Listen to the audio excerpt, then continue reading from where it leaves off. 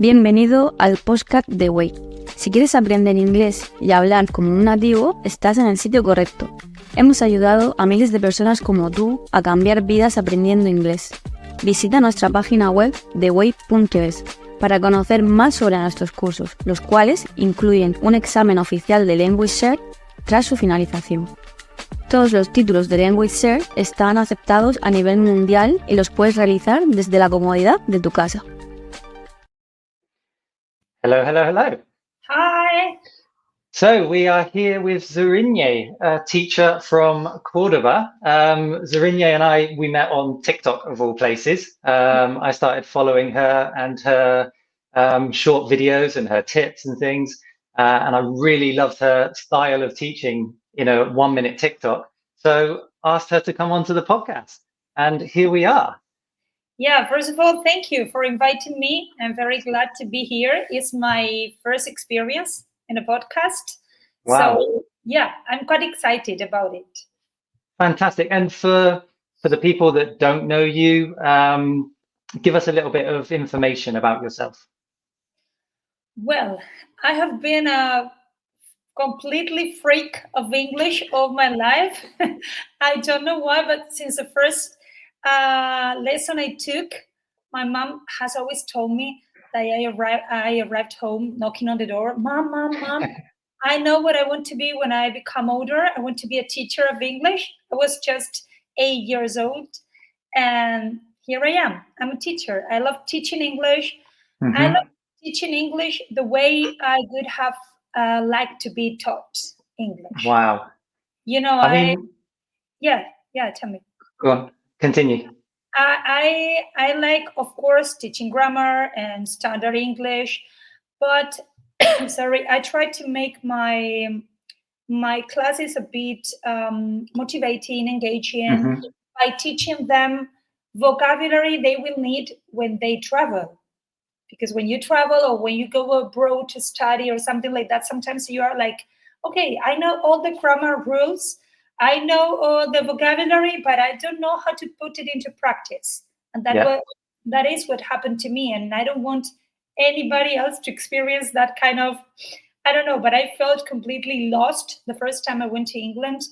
And I try to help my students not to have that feeling. And I think the enthusiasm that you give shows. And if that's the enthusiasm you give in your presencial classes, then the students have got to leave like how you left a class when you were 8 years old and ran home to tell your mum. Was there a teacher or something when you were younger that inspired you, or was there a certain moment that you can remember? Yeah, I remember him perfectly. It was Don Ángel Borja. He was a very tall man. He was, I don't know, the way he taught was, at that time, everything was about filling the gaps and repetition and blah, blah, blah. And I don't know, he put a lot of emphasis on us to produce. I don't know if you understand. He wanted us to produce English all the time through games and things like that. And he made me feel very important all the time because, I had a good pronunciation and I tried to do it perfectly. So yeah, he inspired me a lot, and nowadays I repeat some of the activities he used to do with us. Which, I mean, that gives me goosebumps because as teachers, like, that's our responsibility. Yeah, that's what we should give to our students, that feeling of you can do it, you are doing well, you can improve, etc., etc. One thing you said just now, which I love, and I use it a lot as well, you said fill in the gaps and blah blah blah, and that blah blah blah, so many people use it, especially Spanish people, and I use it as well, but it just means etc., doesn't it? Fill in the gaps, etc. But I don't know, it makes the conversation, the way you say it flows more naturally by saying blah, blah, blah. Yes, I use it a lot. Yeah, me too. Because if you say, fill in the gaps, etc., it sounds a bit too formal for a conversation like what we're having. So, blah blah blah, not blah blah car, Blah blah car. No. but blah blah blah, which Yeah. is cool. So can you imagine a world where you weren't teaching English? Sorry, can you imagine? A world where you were not teaching English? No, actually, no. No, I can't do anything else. I think it's everything I want to do. I enjoy Yeah. a lot. For example, Mondays and Wednesdays, I work 11 hours because I Wow. online, but I also have my academy together with a friend. We opened Yeah. it a year ago, well, in May 2024. And of course, it's tiring, but I enjoy it a lot. So I couldn't imagine myself doing any other thing. And when you enjoy it so much, it's not a job, is it? It's like a hobby. Yeah. So yeah, we're very the same. We have the same kind of style when it comes to the enthusiasm that you give to your students, but also the passion for teaching. We spoke before we press record that, you know, one of my goals is to teach English to 1 million people. And how can we do that? It's through the passion of teaching English. And So when you see their progress and the way they improve, you feel like very proud of themselves, but of yourself as well. yeah, So yeah, totally. So outside of teaching, do you have any hobbies? uh, my hobby is English, actually. Yeah, it's crazy. Where I love going to the gym. I love going for strolls with my little dog, and but I love finding out about different things related to the English world, British Yeah, literature, culture, traveling. Of course, I love traveling because I love. I think it's the best way for English learners to put everything into practice. And I yeah, consider myself a learner because when you're teaching a language, you're learning all the time. So yeah, yeah, this and cooking. Yeah, of course, I love cooking. yeah. What Yeah. sort of things do you like to cook? Well, I don't like bakery, Okay. but yeah, I love eating. I love cooking. I don't know anything but bakery. I don't like. I'm not good at it. It takes a long, long time just for a cake. That's true. And you have to follow the ingredients Yeah. precisely or else it doesn't work. And you said you got a little dog. Tell us about your little dog. Oh my God. Yeah. She's Wendy. She's a West Highland Terrier. Wow. She will be 10 next week. And Wow. she's the love of my life. She's so Oh, cute. She's caring. Yeah. She's very you know, calm. these pets, they just get our hearts, don't they? Yeah. We have a cat Oh, who will probably join us at some point during the podcast because the door's open and she'll think, who's he talking yeah. to? She's there sleeping, very quiet. Oh, Yeah. mine's the opposite. She'll be quite noisy if she does come in. So thank you. The next part of this show, we always like to talk about real life and real English, where we talk about our real lives. Obviously, you went traveling recently, so we're going to have a quick conversation about your trip to London, and then the English that you use to describe your trip to London. When there's something cool that you say, I'll stop and ask you a question about it, and we could break down some of the vocabulary, etc. So obviously following your stories on TikTok, it was really Yeah. cool to see you started in the airport and you did a video in the airport explaining airport vocabulary. So tell us about your trip. Tell us about the start. Obviously, where did you fly from, etc. Well, I love London, and it was 10 years ago, I think, the last time I went to London. And every time I have visited it has been as a guide Oh, because, wow. yeah, because I have traveled with people who didn't know the city. So I had to show the city, always the same spots. and I wanted to go on a solo trip myself. And I saw some flight tickets, very cheap flight tickets. It was like 50, a return ticket. It was 50 euros, if I'm not wrong. Yeah, very cheap. It was early in the morning because the plane took off at 6:45, if I'm not wrong. So it was good because it landed by 8:30, English time. Yeah. So I had the whole day free to spend in London, which was fantastic. And I was very, very lucky because it didn't rain.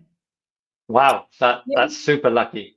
Yeah, I visited London like 6-7 times, and I had never had rain. Never. Never. So I'm very, very lucky. Maybe I should do more. Yeah, I was very lucky in general because I could book a hotel just opposite St. Pancras station. Oh wow! Which has a direct train to Luton Airport. Yeah. I landed in Luton and I took a train to St. Pancras. I just walked for 1 minute and I was in the hotel, so it was great. And the first day I went to Harrods. You have to. Yeah, I love it. And I had lunch there, but I must say that it was for free. Oh wow! Yeah, because I use the app, the Fork. Do you know it? No, I don't. But I am going to make a note now. The Fork in Spanish, El Tenedor in Spanish. Yeah, it's you can book the restaurant from that app, and you get a discount. I think I got a discount of 30%. And if you have like points, they call them use, you can pay using your points. Wow. And you get a discount of £50 at least. That's incredible. Yeah. So I should have paid £70, something like that, for a burger, which was delicious. It was delicious. Truffle chips and an Aperol spirits. Yep. And I only paid, I think it was £9 for everything. Oh, in Harrods, in London, in general, that's incredible. Yeah. And this app, the Fork, there isn't a version in Spain, is there? Yeah. Oh wow. Yeah, you can use it all around Europe. I don't know in the USA, but 2 years ago I went to Milan, to Italy, with my sister and my mom, and we used it. Fantastic. And it was everything almost free. Well, after the show, I'm going to do some research, and then in the notes to the show, I'll create a link to the Fork app, because that sounds incredible. And this is one of the good things of these podcasts, is, as well as sharing our knowledge for the language, it's sharing our knowledge for travel and tips like that as well, which is fantastic. Just now, you started by saying every time that you've traveled to England, you traveled as a guide. And I don't know if you see this in your classrooms, that students make the mistake between as and like. So I traveled as a guide is like I was a guide. I am a guide. And then when you say I travel like a guide, it's like similar to something. And lots of Spanish, especially Spanish speakers, they make the mistake there. So it's really good for you to say I traveled as a guide, because it's a really good grammar point for people to bear in mind, that as and like. And then you used the phrasal verb, which we all love, which was the flight took off. Yeah. How do you explain phrasal verbs like take off to your students? I try to use images, and because I think it's easier to remember if you have like an image or something like that, instead of just a translation. Yeah. Because the easiest way. And when you don't make an effort, it's difficult then to remember. So if your brain doesn't work a little bit, if you have like passive learning, when you're just reading the translation into Spanish, for me is passive learning or passive way of studying. So I try to give them context and to do a lot of mimic. Yeah. And if it doesn't work, I'm horrible, I'm terrible, I'm super bad at drawing, but I try.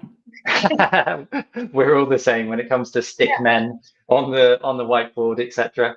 I mean, phrasal verbs for speakers of a foreign language must just be a nightmare. I can't imagine trying to learn phrasal verbs. For me, they obviously take off. Yeah, take off. You've got the take off as the aeroplane leaves the ground and takes flight. You've got take off as in take off your jacket. So all these phrasal verbs have so many different meanings, and it's like, when do I use which one?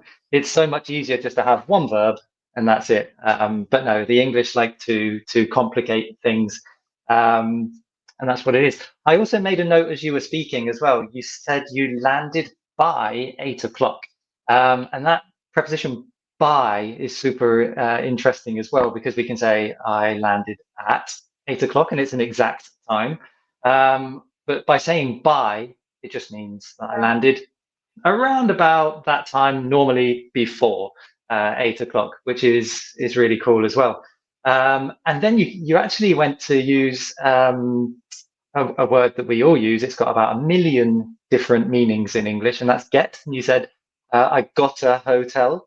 But then you actually changed it and you said, I booked a hotel. So in fact, you gave the listeners a lesson right there. You said, I got a hotel and I booked a hotel. It means the exact same thing as well. And again, the thing with got, you pronounced it so well with the gotta. I got a hotel. If you're not used to listening to English and picking out how we pronounce things, that gotta is a completely different word, and you're like, what? I don't know what that means. Yeah. So that was your first day. You went to Harrods. You had a delicious burger. What else did you get up to? I went to Westminster as well, and I didn't know the fun fact about Big Ben, because everybody called it Big Ben, but its name used to be the clock tower. Its real name used to be the clock tower. Then I don't know if it was in 2021 or 2020, it changed into the Elizabeth Tower. Okay. But it's commonly known as a Big Ben, but what is named the Big Ben is a bell inside the clock. Okay. And I think many people don't know it. Everybody knows it as the Big Ben. Yep. But yeah, the Big Ben is the bell inside the clock.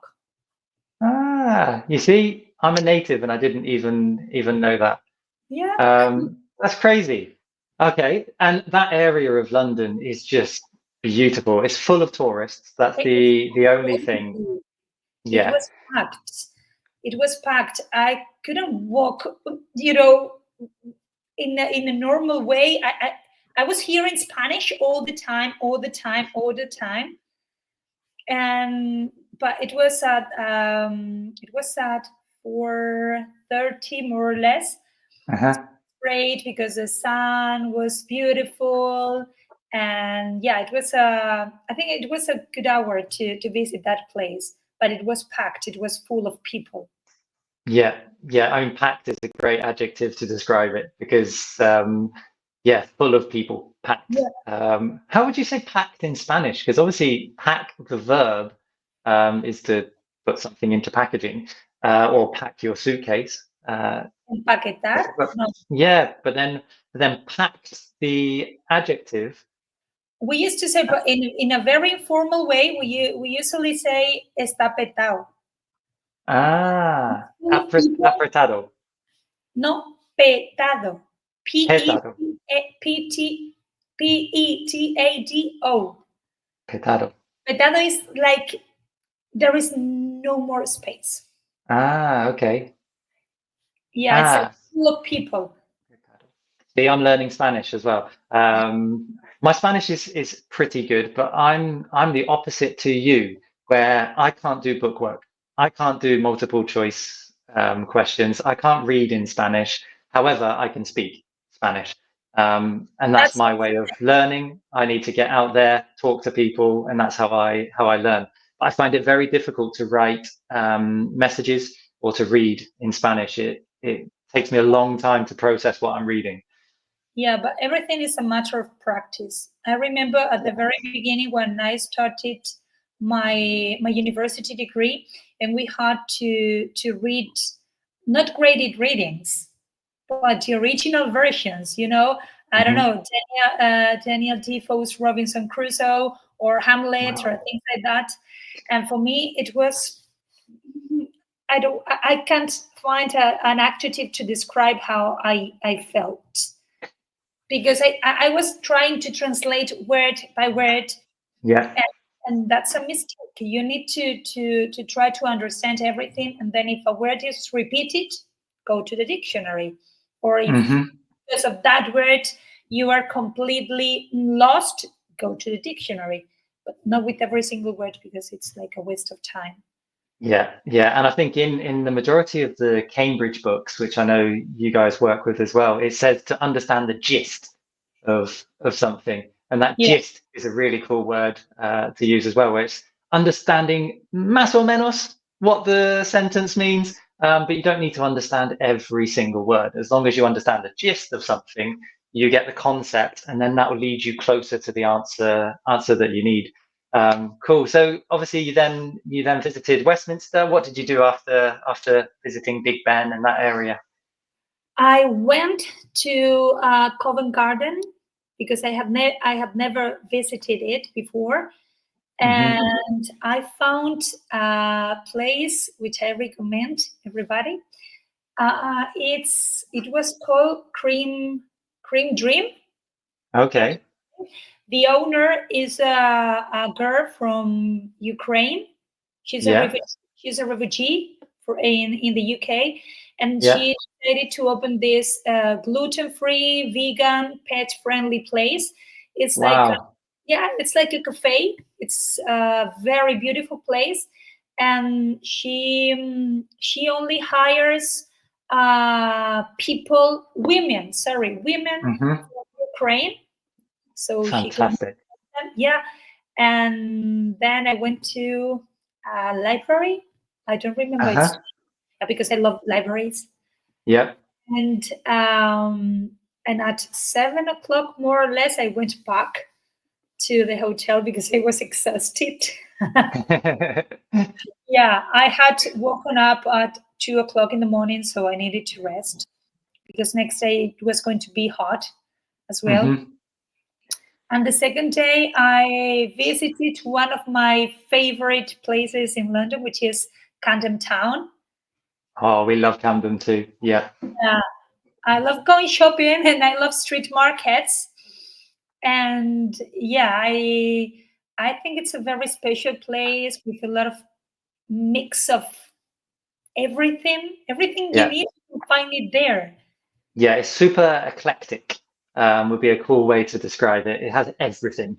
I use the word eclectic to talk about my music taste, because one minute I can be listening to opera, and then the next minute I'm listening to hardcore metal rock. Yeah. So my music taste is very eclectic. It's a bit of everything.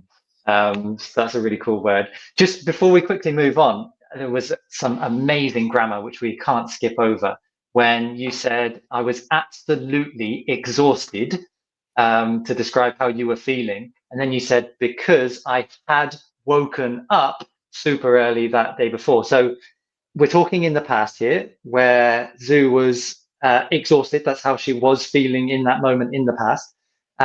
Why? Because before that moment in the past, she had woken up. And we use the past perfect to describe an action before another action in the past. And that was a fantastic way of using it in context.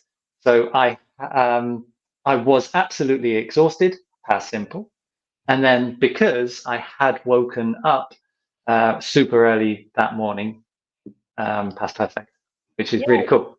It had happened before I was exhausted. Yeah.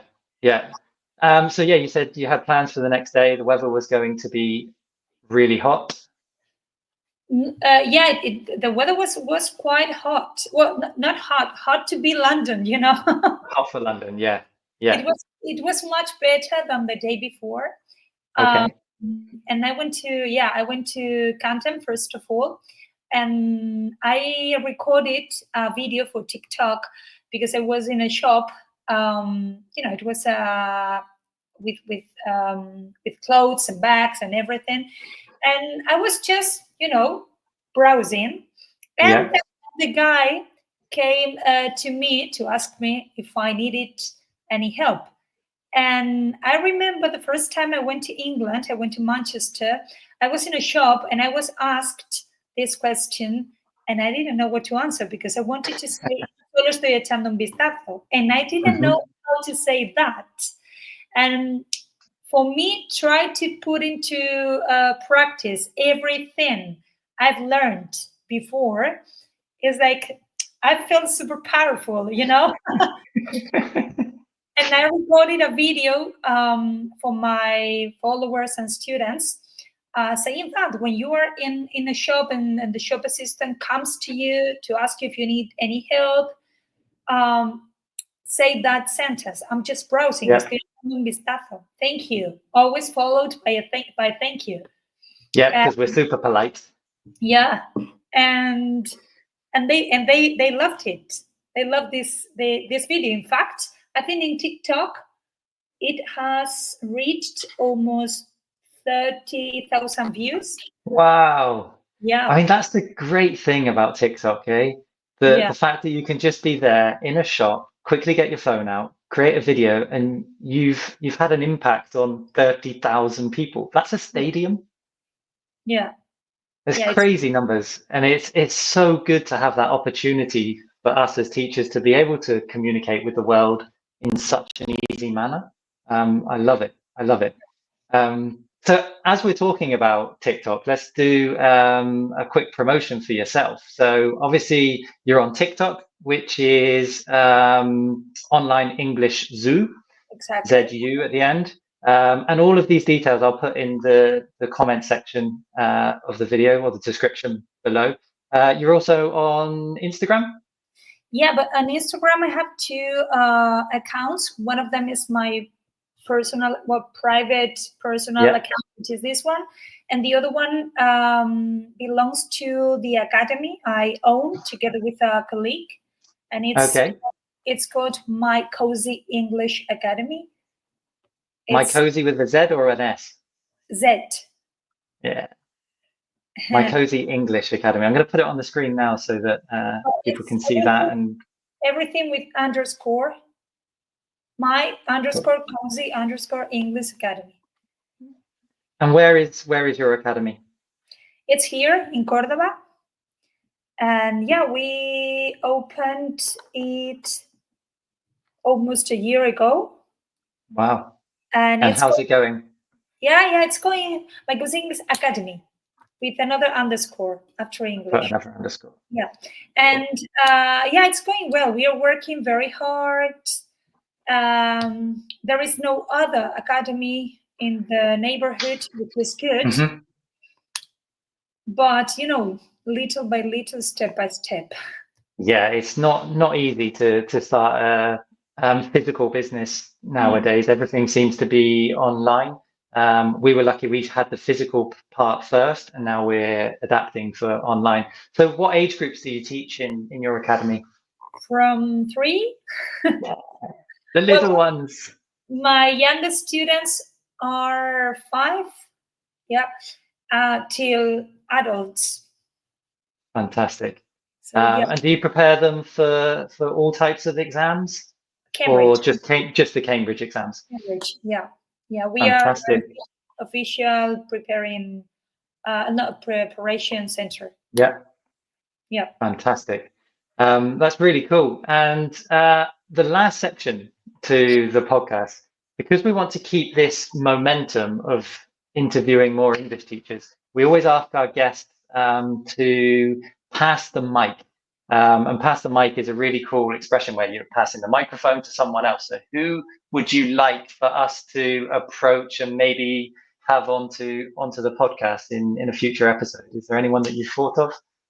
I have my best friend from university. She's a really good teacher. My colleague in the academy is too, but she's very shy. She told me, no, please don't give my name. And I think she will be glad to share her experience with you. She's a teacher at public high school. Okay, that would be really cool. She had her own academy in the past, but now she's a civil servant, so she can't continue with that. Mm-hmm. And she loves teaching. She's a really good teacher. She studied in Wales for 1 year. Yeah. The same year I studied in Northern Ireland, she studied in Wales. And her name in Instagram, because I think she doesn't have TikTok, is Valle. Yeah, _teacher. Valle teacher. I haven't talked to her about it. I love that. Yeah. Hey, there's an idiom there when you. Is it to chuck someone under the bus, or is that a bit too violent? The idiom where you don't talk to someone about it and you're like, yeah, you have to go and do this now. I've just volunteered you to go and do it without asking for your permission. I think it's to chuck someone under the bus. Could be the idiom, which is quite funny. Very violent. It's very similar to break a leg, when we say break a leg to mean good luck. Again, quite violent. Okay, I know.